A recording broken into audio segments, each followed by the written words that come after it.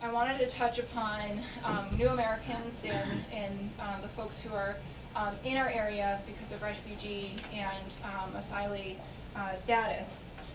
In this particular hypothetical, the individual does not speak very much English. In fact, it's very, very sparse.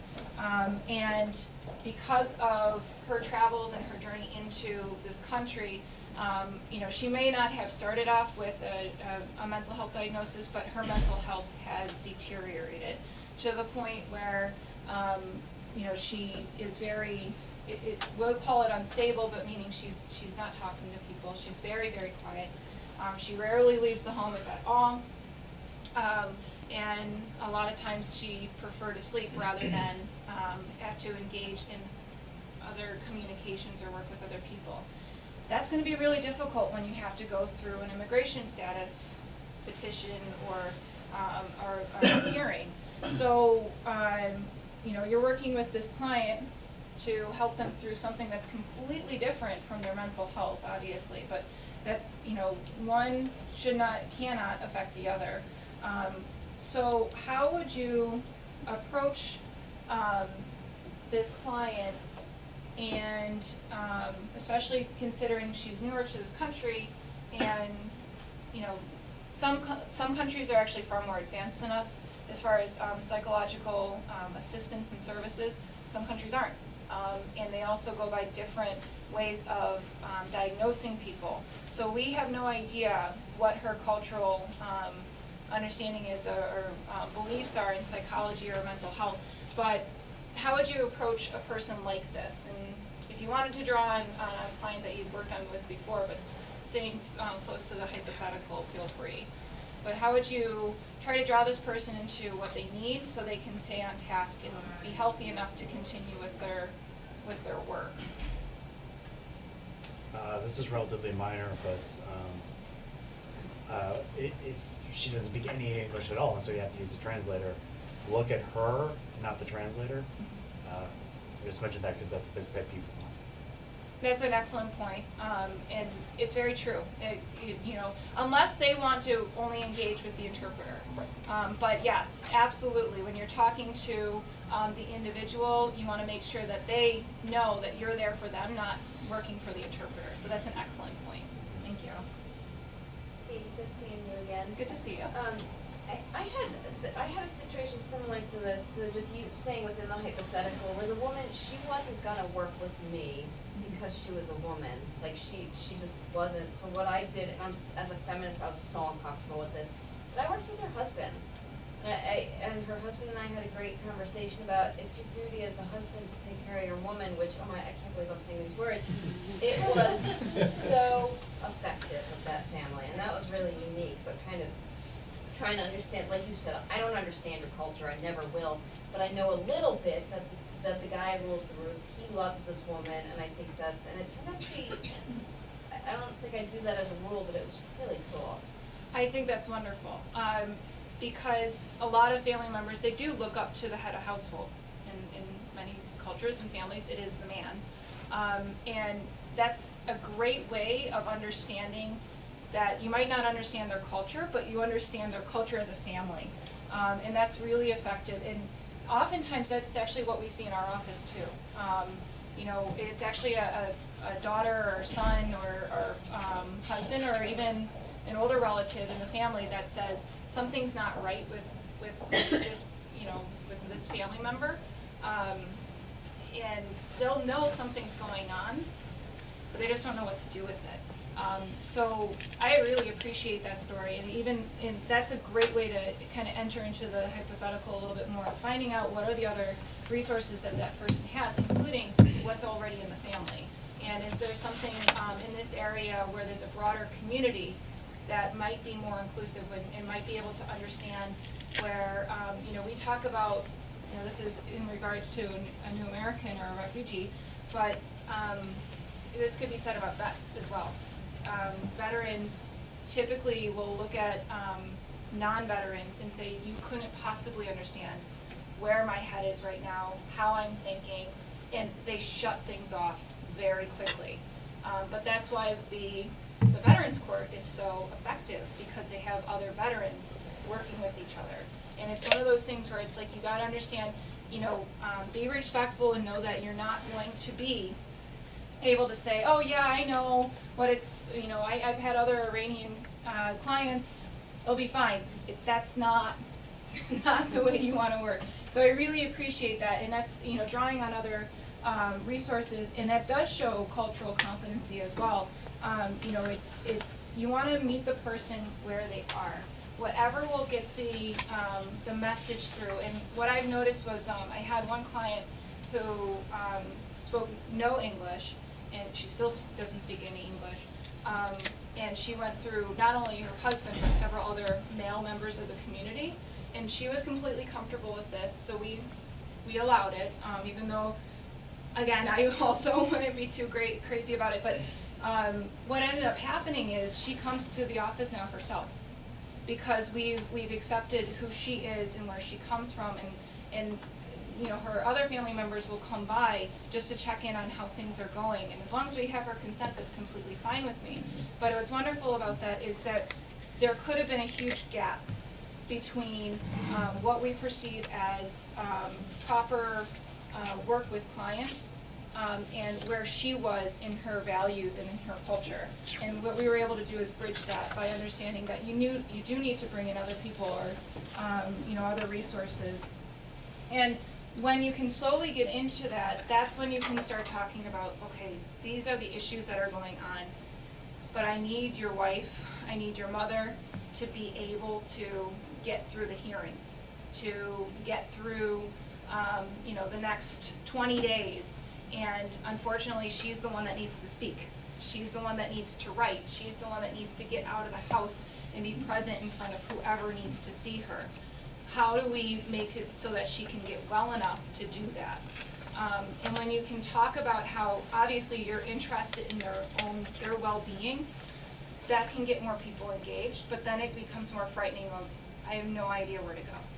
And that luckily, in my office, I'm very fortunate. I can just, whiz up upstairs and ask people, where can I send somebody? But it's really great to have the information that Carl gave, because, I'm not expecting everyone to be social workers and caseworkers and send people here or there and whatever, but at least you can give them a central number so that they can figure out where to go. And there's a few places in particular, if you feel, well, this person, because we do have Spanish-speaking associates in our office, so we do have Spanish speakers in our information and referral as well as in our legal office. So, but if there's something that's more specific or a different type of language, you can call the office yourself, and so we can try to find someone that might be appropriate, because there are organizations in this area, and they're growing, that are finally getting proper translators and interpreters for folks when they're going through counseling. Because if you've ever gone through counseling yourself, it's already a very intimate and kind of a scary feeling, because you're talking to a stranger and you're having to open up and you're having to expose everything that you think is a weakness, which is not, but you're thinking that I'm bearing my soul to this person. Now imagine that you have a third person involved that you've never met before as well, and just happens to speak your language but might not speak your dialect. So it's getting better. Again, it's not perfect, but if there's a concern, my client speaks a certain dialect from Ethiopia, we can talk about that, and we can try to make sure that they can go to somewhere that's more effective for them. And also, if it's something where that person, that client is, amenable to you talking to them directly, this is where talking more about the tangible things rather than emotional things can still be very effective. Instead of saying, you're all over the place, this isn't working out, you need to help me here, or else we're not going to get through this. You can explain, I noticed that you're not taking my calls as much, or I noticed that you're not meeting your appointments on time anymore. What's going on? And just ask something that's a very human question. It sounds like it's scarier than it is, but people will typically, if they don't want to tell you, they'll just say, I've just been really busy. Fine. But otherwise they might say, this is going on and it's making me really stressed out, or I don't know what's going on, but I can't get out of bed. And then you can say, well, why don't we find someone that can help you, okay? Because again, hopefully by that time you've gained a rapport with that client, you'd be able to say, we're gonna find some steps to, or find someone who can help you. And that's just something good to keep in mind. Again, I'm not expecting anyone in this room to ever put a social worker hat on, but sometimes we have to, at least in linking people to those types of services for someone who can. And I think for the last hypothetical, or is it the second last? Second last. All right. So this one, we have the Rambler. We have the repeat client who has been showing up to the office and just talks and talks and talks and talks and talks. And most of it seems nonsensical, but you have someone that is just going in all directions. Does this sound kind of like what you were mentioning earlier? Yeah. Okay. So I'll be very quick. So instead of being reactive with this one, I'll just be frank. You can be blunt. You can be blunt, and what I like to say is you can be blunt but fair. In these kinds of situations, you can be honest and still respectful. Depending on the client, sometimes I'm on the phone with somebody and it's the first time we've ever spoken on the phone and they're going on and on. Making sure that you still have that rapport of good listening, that they understand that they know why you're there and why you're asking those questions, or why you're constantly trying to say, but, you can be blunt. But you have to make sure it's effective and respectful. So all I usually typically say is, I'll say, well, Mr. Smith, I respect that, but please listen to what I have to say because it might be helpful for you. So it's something that, again, you're still using your listening skills, you're still providing some validation of what they're going through, but you got to get them back on track and just say, all right, listen, and don't ever bring up like I have something else to do. Don't do that. You want to make sure that you're explaining to them, this is how I'm going to be most effective for you as your advocate and as your representative. You have to help me get through these questions. If it's not effective, being blunt is not effective, the only other option for that situation is I usually will say, listen, Mr. Smith, I appreciate your time, but I want you to appreciate mine, and we have to respect each other. It doesn't seem like we can get to that type of relationship right now. Why don't you give me a call back in a day, or I'll give you a call. Because if you can't get a word in edgewise, how can you help the client? And when they finally realize that it's not going to help them, usually it will change the behavior. Unfortunately, maybe if they're going through a very significant break, it won't really be effective. But eventually, you have to say, "I'm sorry, but this isn't going to work." Does that help a little bit too? Yeah. So blunt but fair. But what do you do if they get really agitated after you tell them that? Because they think their problem is the most important in the world, and you need to listen to them, and you do need to help them get Right. to our attorney. What I would say, and that can go into our last hypothetical as well, what I would typically say with that is, I want to give you the proper time to understand their situation, however you're not allowing me to understand it. And if I can help you, I want to be able to, but you're not letting me help you right now. And I mean, if they're to the point that they're completely agitated and it's not going well, the de-escalation skills that we're going to talk about in the next hypothetical, that could help. But also, you can just say, listen, we're not going to be able to help you at this time. Maybe in the future, but you have to put your foot down eventually, because time is resources here. We have, I myself have about 70 clients. I don't have time to be going through the same situation over and over and over and over again with a client, when I know that there's something else that I just need to get that question out and they won't let me. So there's ways of doing it. You can also do it by mail. You can say, I'm going to write you.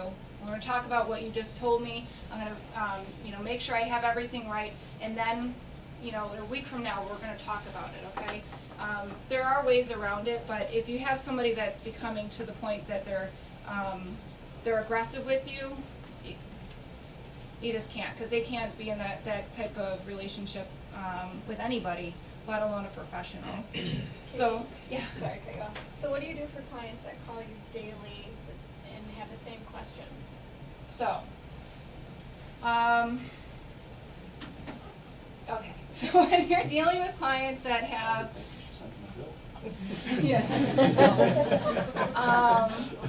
What I typically do is, because I actually have one client, one thing we didn't talk about is there's a difference between Axis 1 and Axis 2.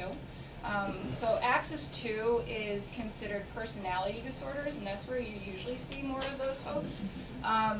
There's more attention seeking. I don't want to label that, but they tend to have more, like, this is the most important thing going on in everyone's life, and you need to drop everything. And I have one client that will say the exact same thing verbatim each time we're on the phone, and it's at least a 20-minute conversation no matter what.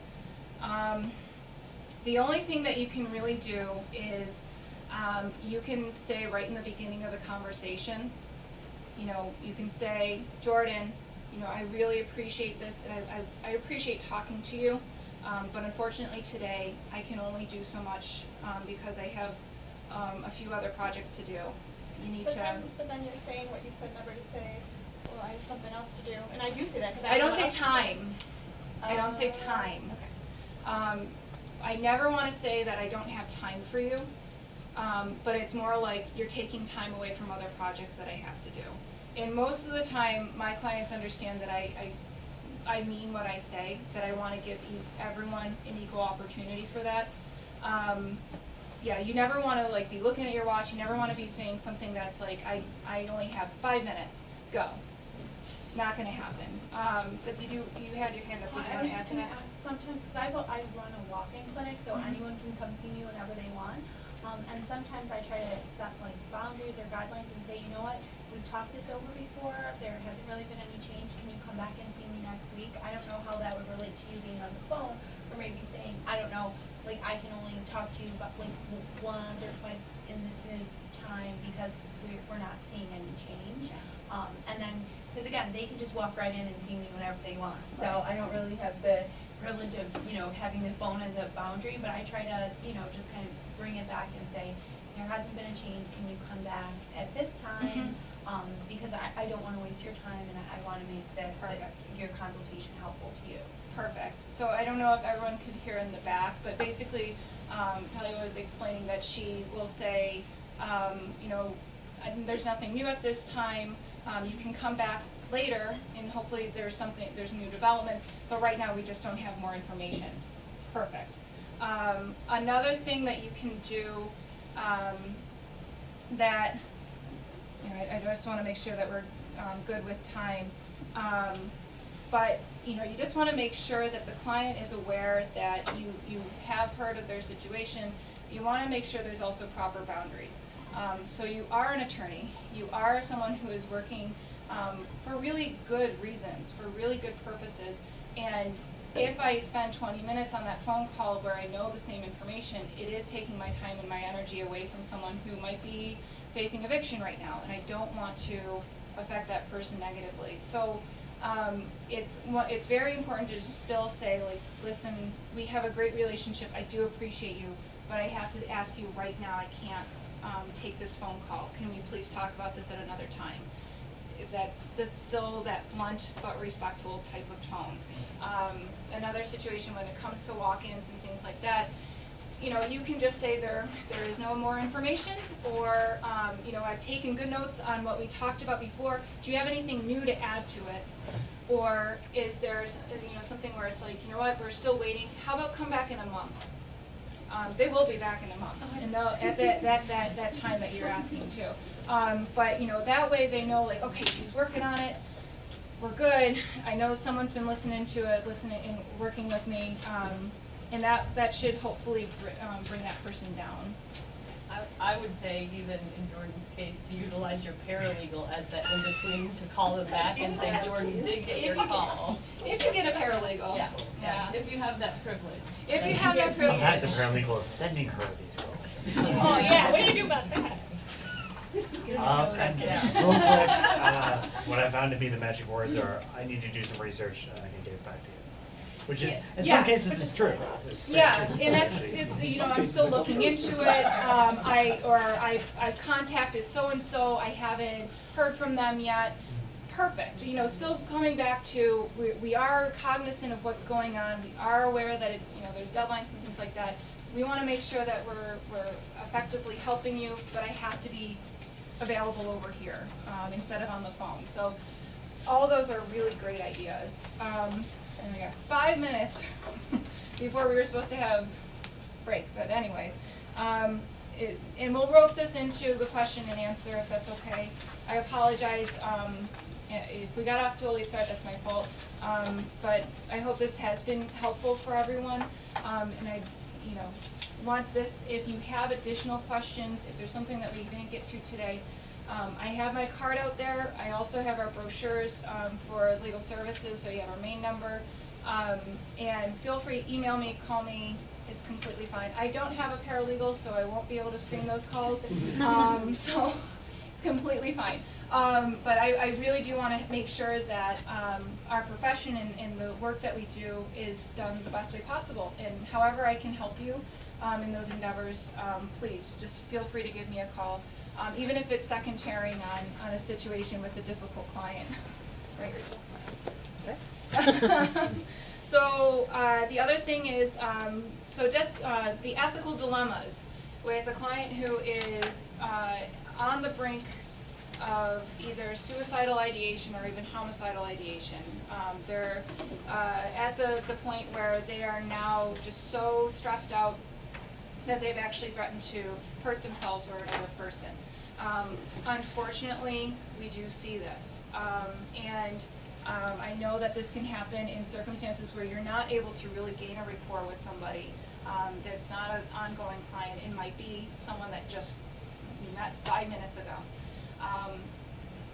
You gotta hone on to those listening skills, and be mindful of everything that they're saying. It's almost as if you want your brain to go in slow motion, even though everything's going really fast. Because every word that they're saying is going to be important. Do they have a plan? Have they done this before? Are they saying something that is reasonable, that they could actually do? Is this something that, that because you don't know this person is a very succinct possibility of happening right away? Even if it's not something that might happen right away, is it something that we should make sure that they have someone following up with them?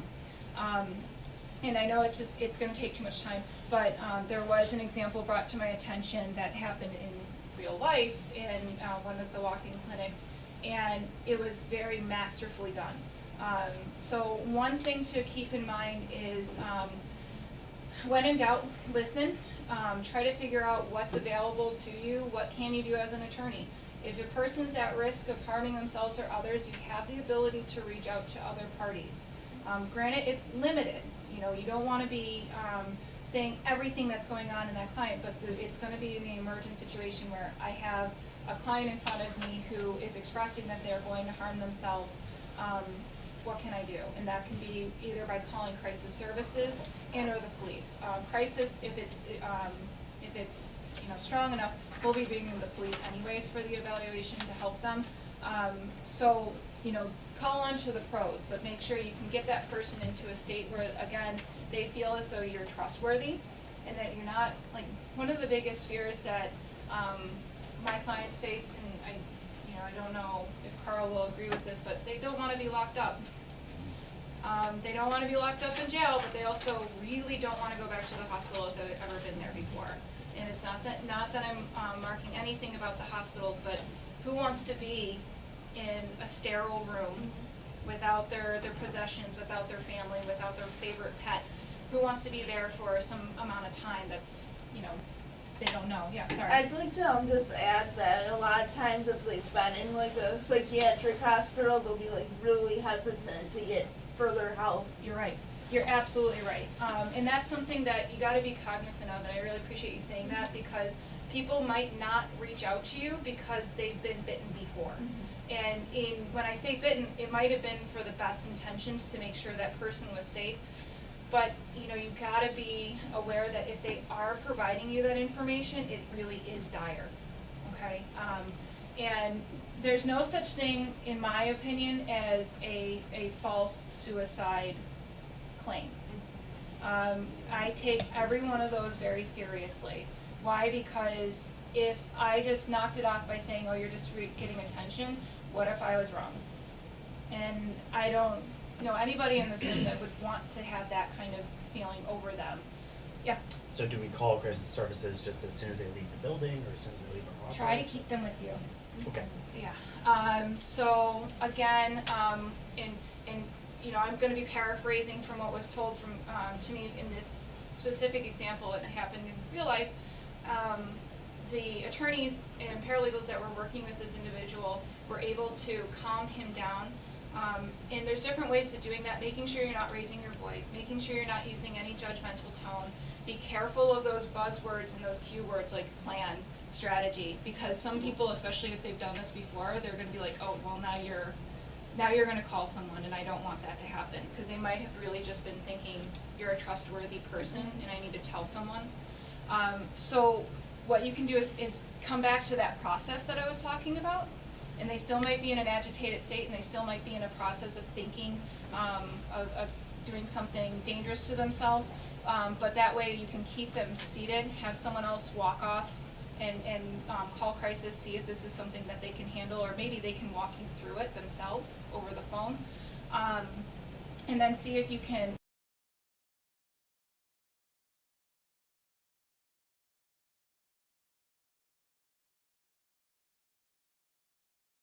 explain to the person, I'm really concerned with you, and I want to make sure that we can continue our relationship at another day, but can you go with these folks? Okay, get them in a good position where they trust you. Yeah, I have suicide prevention training, but also you want to kind of like persuade them on their own to go get the help before Absolutely. you call yourself. Absolutely. You always want to make sure that it's their idea. Yeah. Because again, with any type of compliance, there has to be buy-in, whether it's through addictions or through mental health. If they don't think they have a problem, there's no problem to fix. So you have to make sure that you're validating them, but also that they're becoming aware. But very quickly, be careful. If you have someone that's going through paranoia, please be careful where you're not making fun of that delusion, and people think they need to feed into that. No, be very, very careful with that. You also don't want to abruptly wake that person from that delusion and say you're not Cleopatra. It's something that you want to make sure you listen to them, and then you again go back to the process, so that if they are in a delusional state that's making them aggressive, you're not validating the delusion, but also you're validating the person.